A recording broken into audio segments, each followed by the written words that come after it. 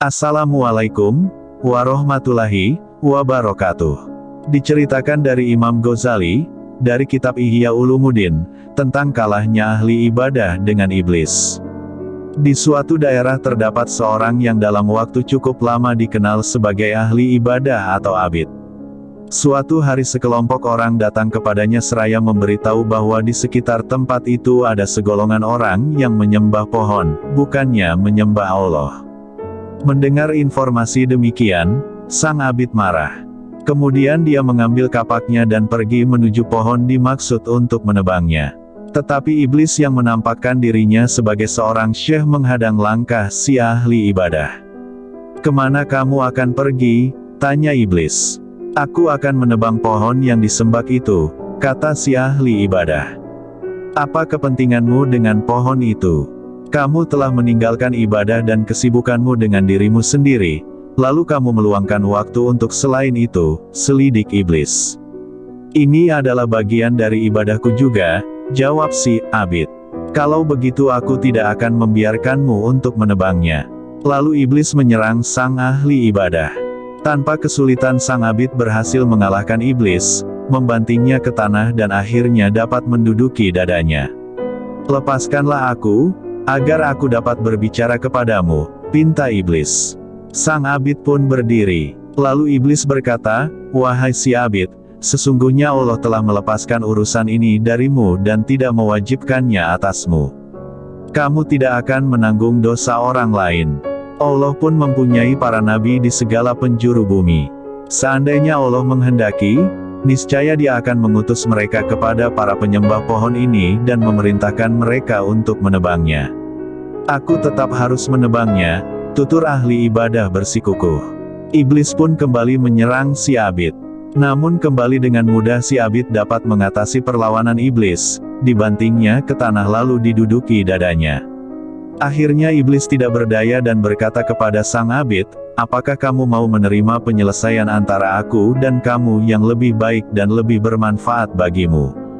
"Apa itu?" tanya sang ahli ibadah. "Lepaskanlah aku supaya aku dapat mengatakannya." Sang abid pun melepaskannya. Lalu iblis berkata, "Kamu adalah seorang laki-laki miskin. Kamu tidak memiliki apa-apa. Kamu hanyalah beban yang memberatkan manusia. Barangkali kamu akan berbuat baik kepada kawan-kawanmu, membantu tetangga-tetanggamu, dan tidak lagi membutuhkan orang lain." "Benar," si abid mengiyakan. "Pulang dan tinggalkanlah urusan ini.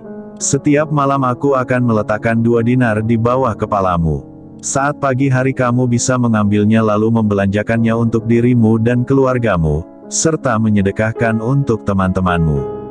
Hal itu akan lebih bermanfaat bagimu dan bagi kaum muslimin ketimbang menebang pohon yang disembah ini.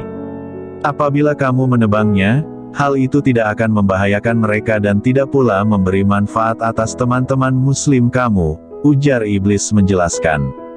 Sang abid merenungkan apa yang diucapkan iblis, lalu berkata, "Syekh ini benar. Aku memang bukanlah seorang nabi sehingga aku tidak wajib menebang pohon ini. Lagi pula Allah pun tidak memerintahkan aku untuk menebangnya sehingga aku tidak akan berdosa apabila membiarkannya. Dan apa yang disampaikannya memang lebih banyak manfaatnya." Setelah itu, iblis bersumpah dan berjanji kepada sang abid akan memenuhi komitmennya itu. Sang abid pun pulang ke tempat ibadahnya.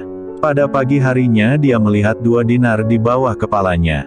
Dia pun mengambilnya. Begitu pula pada keesokan harinya. Tetapi pada pagi hari ketiga dan pagi hari setelahnya dia tidak mendapati sesuatu apapun. Merasa kecewa atas kejadian itu, ahli ibadah menjadi marah dan mengambil kapaknya. Iblis kembali menghadangnya dalam bentuk seorang syekh. "Mau kemana kamu? Aku akan menumbangkan pohon itu. Demi Allah, kamu tidak akan mampu melakukannya. Dan kamu tidak akan mendapatkan jalan menuju pohon itu." Sang abid menyergap iblis sebagaimana ia melakukannya pada kejadian pertama. "Tidak mungkin," kata iblis. Lalu iblis membekuk sang abid dan membantingnya. Dalam sekejap dia menjadi seperti burung kecil di antara 2 kaki iblis. Iblis duduk di atas dadanya dan berkata, "Berhentilah dari urusan ini. Apabila tidak, Aku akan membunuhmu. Kini sang abid tidak memiliki kekuatan untuk melawan iblis. Wahai Syekh, kamu sekarang telah mengalahkanku. Lepaskanlah aku dan beritahukanlah kepadaku mengapa dulu aku bisa mengalahkanmu, tapi sekarang kamu yang mengalahkanku, tanya ahli ibadah.